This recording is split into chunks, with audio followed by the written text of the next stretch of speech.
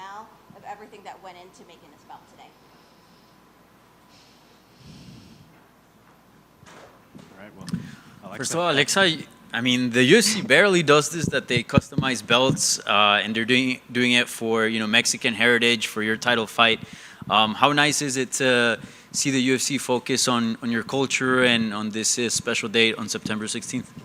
Well, this is special because, as you notice, Mexico has been growing so fast and so nice in the sport.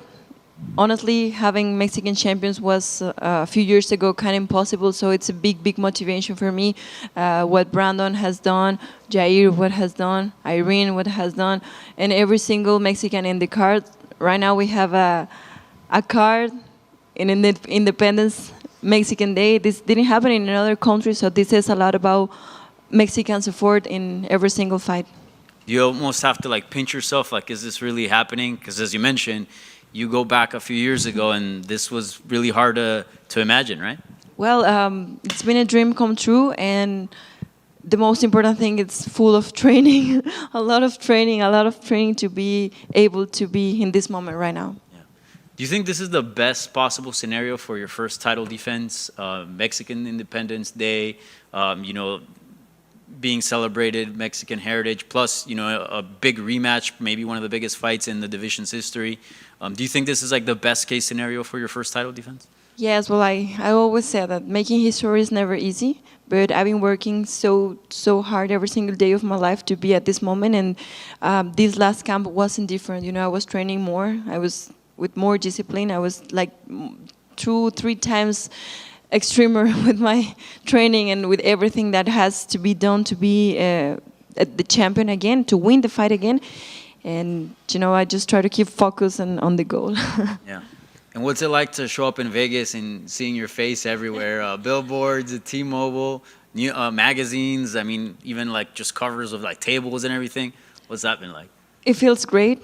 It's always, for an athlete to achieve all these big moments, to have in Las Vegas a lot of pictures of yourself. It fools my heart, it feels a lot my heart, and it just gives me a lot of motivation for this Saturday. Yeah, and I gotta ask you, you are the last right now Mexican champion. Obviously, we saw Jair lose his interim and Brandon lose his undisputed.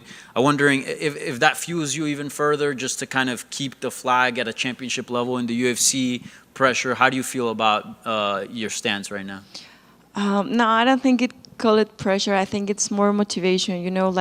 We have done so much in the sport. We've been evolving so hard, and this keeps me with tons of motivation to keep the belt in Mexico. Yeah, and lastly, Valentina, after your fight, mainly said that gave you some credit, but really emphasized the fact that she felt like she made an error in the fight, and it was that because what led her to losing the belt. I'm curious to your reaction to her response as to why she lost the belt. It just kind of surprised for me, because someone with such big experience and competing at this high level, we know that there are no accidents. I trained for that moment, and you also can see the video that I have behind before the fight. I was training exactly that same position, so it was something that I trained to win that fight. Looks over here. Alexa, last time out, you fought Valentina at UFC 285. Both of you had loud ovations inside the arena, but there's a good chance that you steal all of that this Saturday, right? How is it like, and how eager are you knowing that you're going to fight in front of a home crowd that's most likely going to be 100% Alexa Grasso on Saturday night? Well, I hope, she's very famous too. People love both of us, which is beautiful, to have a lot of people cheering for both athletes in such big event, such main event. So it's going to be huge. I'm truly thankful for every single person that has the time to come to the event, that will be there with their flags and cheering for Mexico. And one of your teammates is here, Diego Lopez. What's it like for you seeing him debut in the UFC and putting up those great performances he has thus far? Well, I've seen his career for a long time. We had a tough moments before getting in the UFC. I know what he's capable of. He's doing great, and I think you're looking his evolution. And of course, my evolution in my jiu-jitsu game, it's thanks for him. Una en ese español, Alexa, obviamente este fin de semana va a ser la primera vez que la UFC tiene un evento en el Día de Independencia de México. Dana White ha dicho que están construyendo un PI en México. Como campeona indiscutible mexicana, ¿cómo se siente ver el avance mexicano en las artes marciales mixtas? Obviously, Dana, first of all, the first ever event on Mexican Independence Day for the UFC, and also Dana White mentioned that it talks about the PI in Mexico right now. So how do you see the advancement of being the undisputed Mexican champion right now? How do you see the advancement of MMA in Mexico? ¿En español? ¿En español? Bueno, para mí es algo muy importante todo lo que está sucediendo en México. Tenemos muchos guerreros.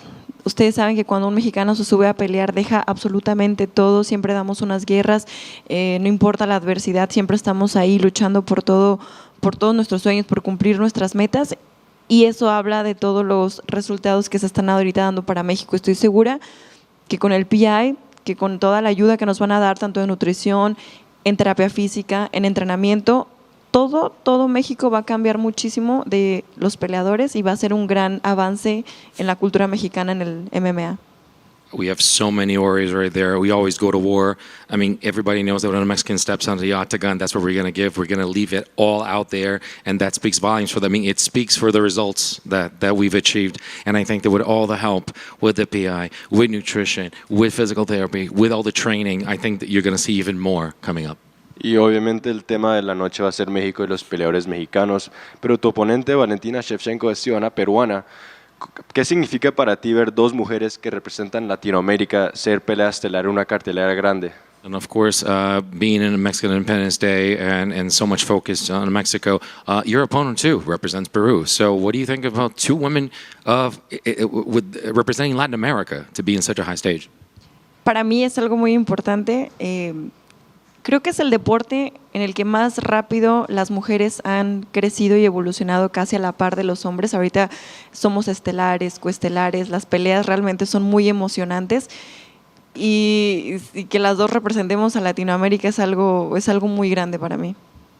It's so awesome. It's just such a big thing. I mean, I think this is the sport that women have evolved the most and quickest and to the highest level of any other sport. If you think about it, we're in main cards, we're co-mains, and it's just to see us in a situation is just a very exciting. And we actually very exciting fights as well. So I'm very happy to have it.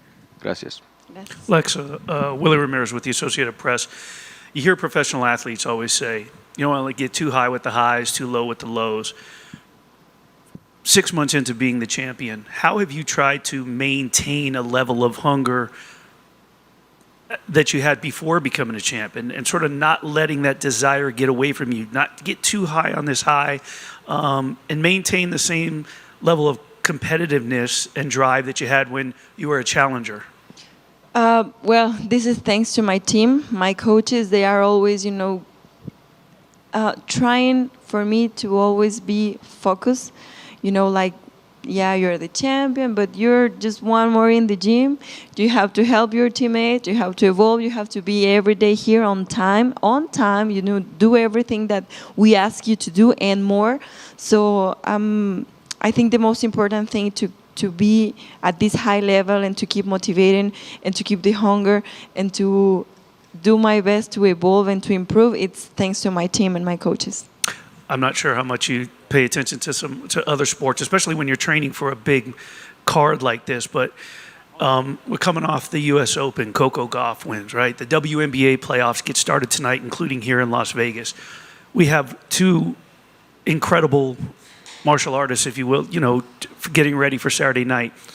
What does it feel like just to see the evolution of women athletes right now and you being a part of sort of the spotlight? For me, it's huge. Like I said, of course, women started always after men in every single sport, but right now we are looking how much we are evolving. Our technique is better, our heart is better, we're a main event right now for Mexico, so this is huge for us. So it's really nice to be part of these elite athletes that are representing their country, their sport, their city, in every single sport we are competing. Great, thank you. Hey, Alexa, over here in the front.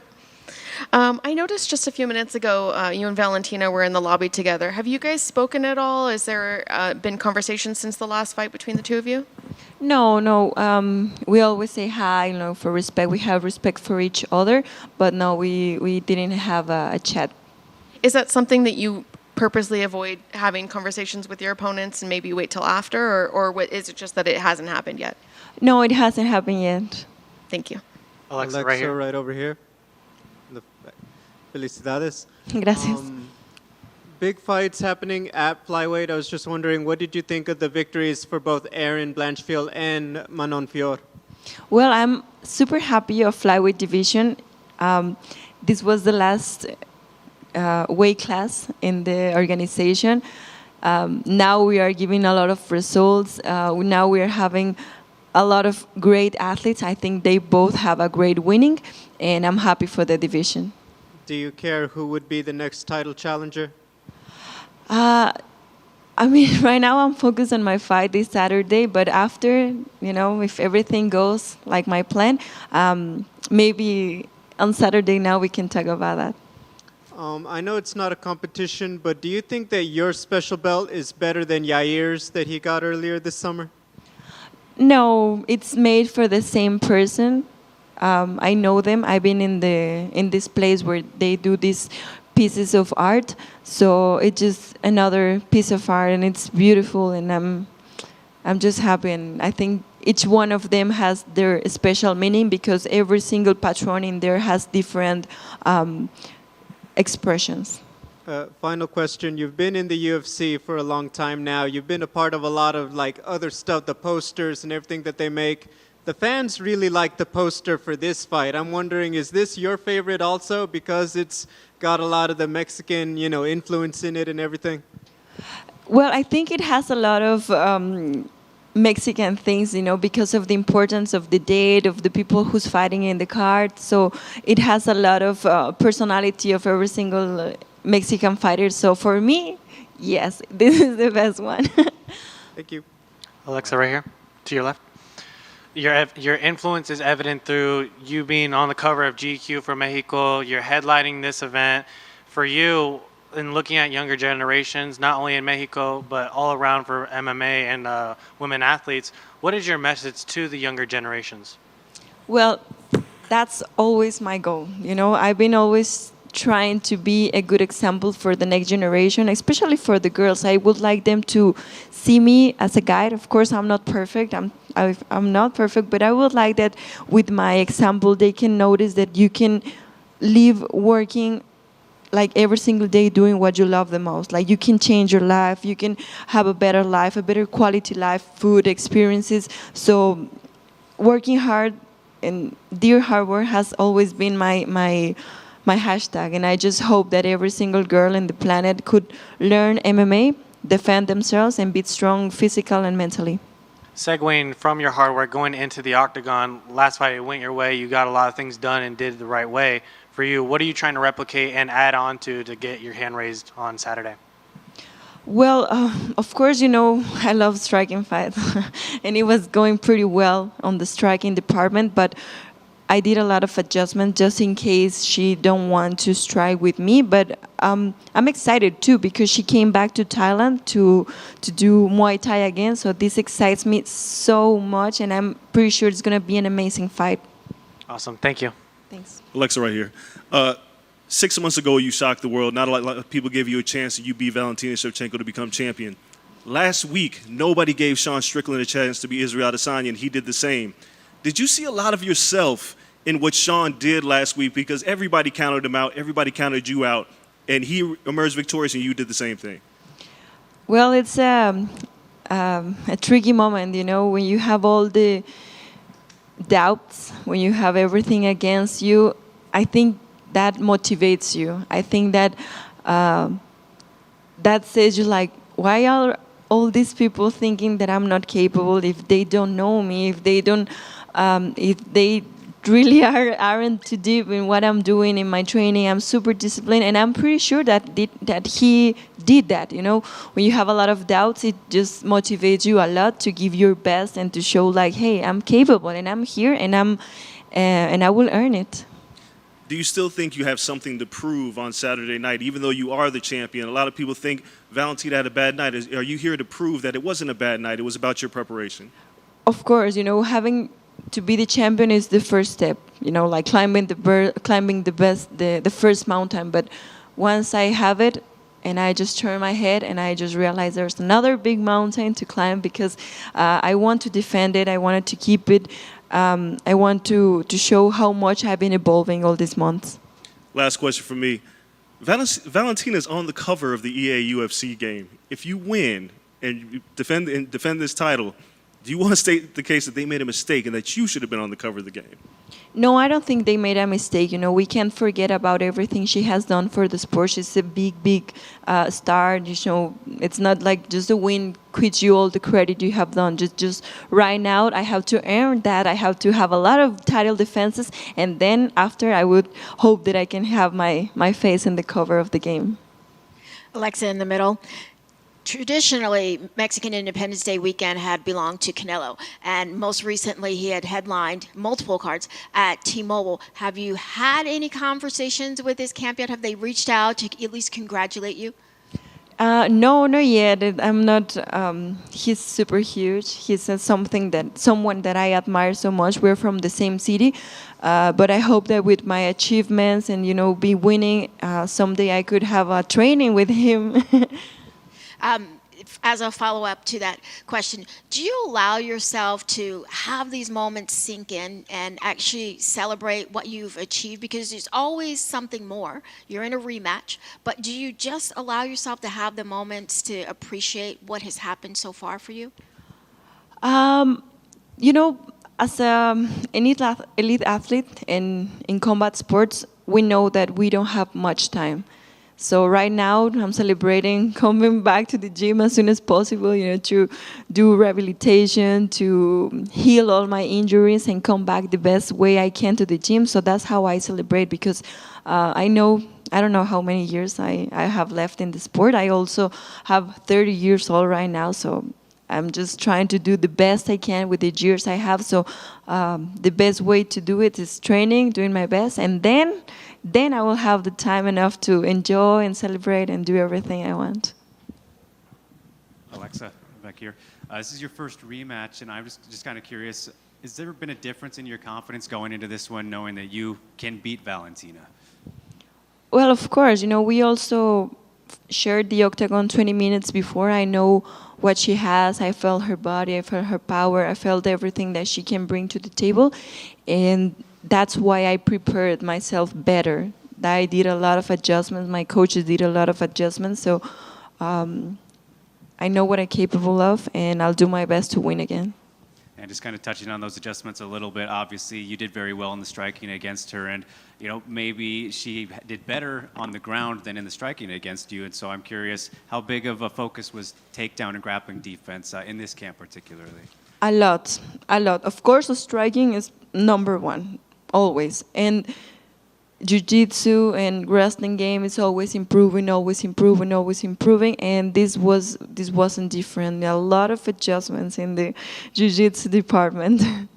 Definitely. And I know you're obviously focused on this one, but you got this great achievement now, becoming a champion. I'm curious if you look ahead at all and think about, what's the next big goal? Like you said, you want to defend and do these things, but do you think about becoming a double champ or anything crazy extravagant for the next big kind of mountain to climb after this fight? No, right now I'm focused just on 125. I want to have the most title defenses I can do. All right, best of luck. Thanks. Alexa, back here in the back here. I was just kind of curious. It's been 19 years since Ronda Rousey made her UFC debut, and she's done so many wonderful things for the sport and becoming a champion and so forth. I'm kind of wondering through the years, as you see the fighters today, how those skill sets have kind of changed among the fighters from then to today. Well, we've seen a lot of changes. The rules are different. I think that before it was more noticed when you had a striker versus a grappler or a wrestler versus karate. Right now we have everything. It's not just one game plan. Now we have complete athletes. I think that's the most important difference now we have. Alexa, gracias por tomar tiempo de hablar con la prensa. Gracias. Desde que te